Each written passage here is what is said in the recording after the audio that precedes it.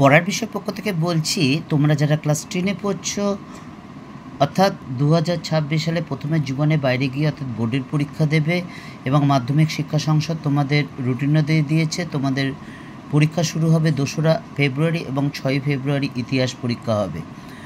তোমাদের জন্য পড়ার বিষয় পক্ষ থেকে আমরা ইতিহাসের, তোমরা জানো আমরা যে 2026 সালে গুরুত্বপূর্ণ যে 4 নম্বরের প্রশ্নগুলো তার আমরা ইতিমধ্যে সাজেশান দিয়ে দিয়েছি, 8 নম্বরও সাজেশান দিয়ে দিয়েছি বা 2 নম্বরেরও সাজেশান দিয়ে দিয়েছি। এবং যে সাজেশানগুলো আমরা দিয়ে দিই সেই সাজেশানগুলো আমরা নোটও কিন্তু দিয়ে দেওয়ার সব চেষ্টা করি বললাম কেন, কারণ কোনো মতে যদি একটা দুটো বাদ হয়ে যায় বা না পারা যায়, এর জন্যই চেষ্টা করি বললাম কথাটা। তবে হ্যাঁ, অধিকাংশই বা সবই দিয়ে দিই। কিন্তু আজকে আমরা প্রায় শেষ দিকে চলে এসেছি, প্রায় প্রত্যেকটা অধ্যায়ের আমরা মোটামুটিভাবে কমপ্লিট করে এসেছি।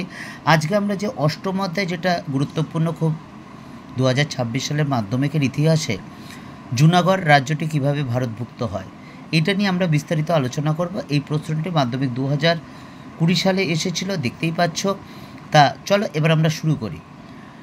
আমরা জানি ভারতবর্ষ 1947 সালে 15ই আগস্ট ভারতবর্ষ স্বাধীনতা লাভ করে এবং সেই সময় ভারতে প্রায় 300-র উপরে দেশীয় রাজ্য ছিল এবং ভারতের প্রথম স্বরাষ্ট্রমন্ত্রী সর্দার বল্লভভাই প্যাটেলের যোগ্য নেতৃত্বে বা দৃঢ় মানসিকতার দরুন মাধ্যমে তিনি ভারতে যে দেশীয় রাজ্যগুলো ছিল, অধিকাংশ দেশীয় রাজ্য প্রায় 3 সপ্তাহের মধ্যে ভারতের অন্তর্ভুক্ত করে নেন এবং ভারতভুক্তি দলিলে স্বাক্ষর করেন। তবে বেশ কিছু দেশীয় রাজ্য, মূলত 3টে দেশীয় রাজ্য ভারতভুক্তিতে বেশ সমস্যার সম্মুখীন হতে হয়েছিল বা বেশ সমস্যার সৃষ্টি হয়েছিল।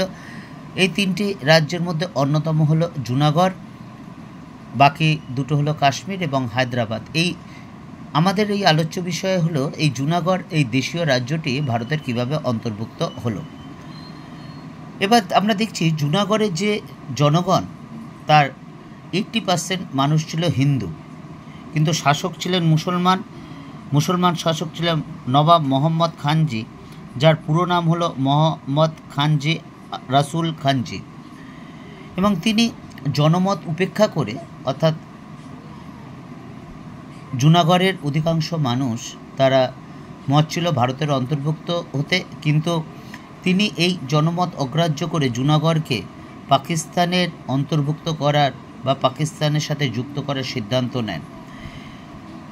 জুনাগড়ের শাসকের এই সিদ্ধান্তে পাকিস্তান এর যিনি প্রধান মোহাম্মদ আলী জিন্নাহ, তাকে কিন্তু অভিনন্দন জানান।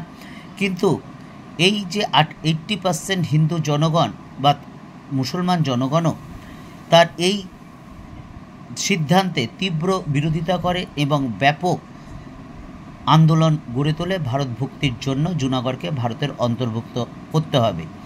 এই এত ব্যাপক গণ আন্দোলন হয় যে জুনাগড়ের শাসক অর্থাৎ নবাব মোহাম্মদ খানজি, সে কিন্তু ভারত ছেড়ে পালিয়ে যেতে বাধ্য হয়। কোথায় পালিয়ে যায়? পাকিস্তানে পালিয়ে যায়। এবং এই রকম অবস্থায় জুনাগড় ভারতের সাথে সমস্ত রকম যোগাযোগ বা ব্যবসা বাণিজ্য বন্ধ করে দিলে জুনাগড়ের কিন্তু খাদ্য পরিস্থিতি বা ব্যাপক খাদ্য সংকট দেখা যায়।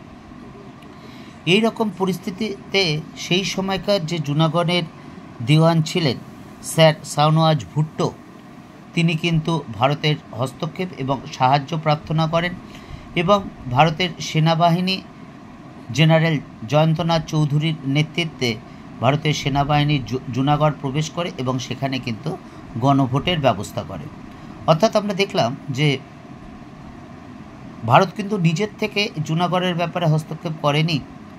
জুনাগড়ের দেওয়ান, তিনিও একজন মুসলমান ছিলেন, স্যার শাহনওয়াজ ভুট্টো, তিনি কিন্তু ভারতের সাহায্য প্রার্থনা করেছিলেন, যার ফলে ভারতবর্ষ থেকে সৈন্য পাঠানো হয় জয়ন্তনাথ চৌধুরীর নেতৃত্বে এবং ভারতীয় সেনাবাহিনী এই জুনাগড় রাজ্য দখল করে, সেখানে কিন্তু জোর করে দখল করেনি, গণভোটের ব্যবস্থা করেছিলেন। এবং এই যে 1948 সালে ফেব্রুয়ারি মাসে জুনাগড়ে যে গণভোট অনুষ্ঠিত হয়, তাতে 99% বেশি মানুষ ভারতে যোগদানের ইচ্ছা প্রকাশ করে। ফলে 1949 সালের জানুয়ারি মাসে জুনাগড় ভারতভুক্ত হয়। তাহলে দেখো একটা জিনিস, 80% হিন্দু, কিন্তু 99%-এর মানুষের বেশি তারা কিন্তু ভারত ভক্তির পক্ষে সমর্থন করেন বা মত দেন। তাহলে 19%, যে 20% মুসলমান আছে তার মধ্যে 19%-এর বেশি তারা কিন্তু ভারতের সাথে যুক্ত হতে চেয়েছিলেন। অর্থাৎ এখানে আমরা দেখতে পাচ্ছি ভারতবর্ষের যে ধর্মনিরপেক্ষ দেশ, অর্থাৎ এখানে সকল ধর্মের মানুষ সমানভাবে সমান অধিকারে বসবাস করতে পারে বা তার নিজের অধিকার অর্জন করতে পারে, তার একটা প্রকৃষ্ট উদাহরণ হচ্ছে জুনাগড়ের গণভোট। কাজে উপরোক্ত আলোচনা থেকে আমরা এটাই বলতে পারি যে জুনাগড় ভারতের অন্তর্ভুক্ত হওয়ায় ভারতের একদিকে যেমন সুবিধা হয়, আর অপরদিকে যে পাকিস্তানের শক্তিবৃত্ত প্রয়াসও কিন্তু ব্যর্থ হয়।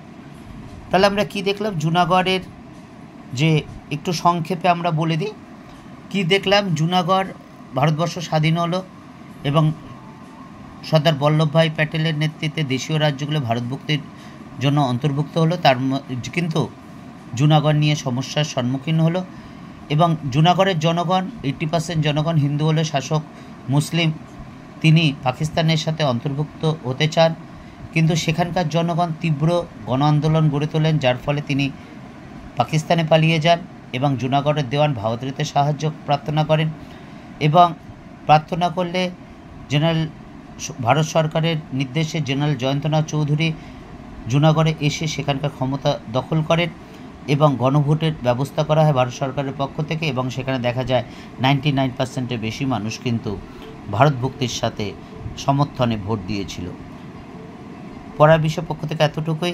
আমরা তোমাদের জন্য পড়ার বিষয় পক্ষ থেকে 2026 সালে ইতিহাসের 2 নম্বর, 4 নম্বর বা 8 নম্বরের সাজেশান নিয়ে এসেছি। শুধু তাই নয়, সেই নোটগুলোও দিয়ে দিয়েছি, আমরা বুঝিয়ে দিয়েছি। এছাড়া বিগত বছরের যে উত্তর, আমরা সব সাবজেক্টে বলছি, পর্ষদের থেকে যে উত্তর দেওয়া হয়েছে, যেগুলো সবচেয়ে ভালো উত্তর, সেগুলো আমরা দিয়েছি। আমরা 2025 সালের ইতিহাস এবং বাংলাও দিয়ে দিয়েছি, বাকি 5টা সাবজেক্টও দিয়ে দেব, অর্থাৎ যাতে তোমরা বুঝতে পারো কী করে লিখতে হয়।